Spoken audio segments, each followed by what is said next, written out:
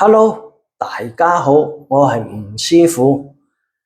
天水圍天成村城壁樓一個1、2人單位完工啦。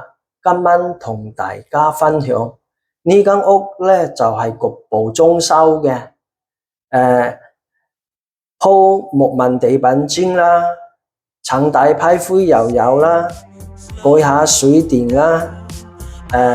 做全屋個家私、櫥櫃、浴室櫃，合共咧就係98,000蚊。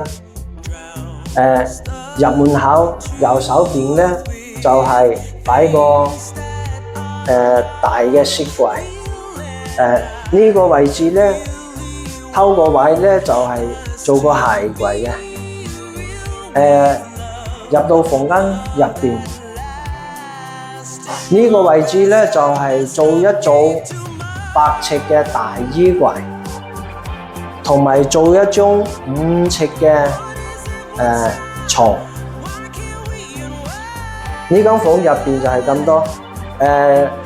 入到廚房睇睇，廚房咧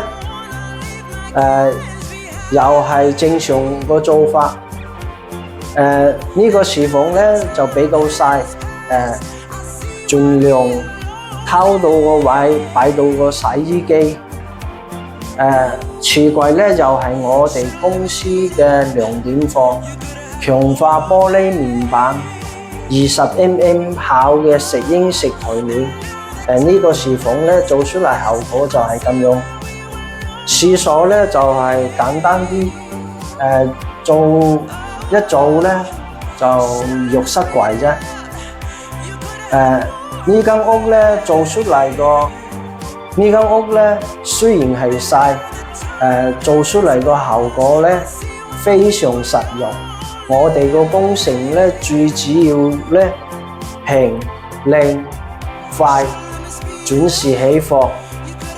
有需要嘅朋友咧隨時諮詢我。今晚同大家分享係咁多，下集再見。拜拜。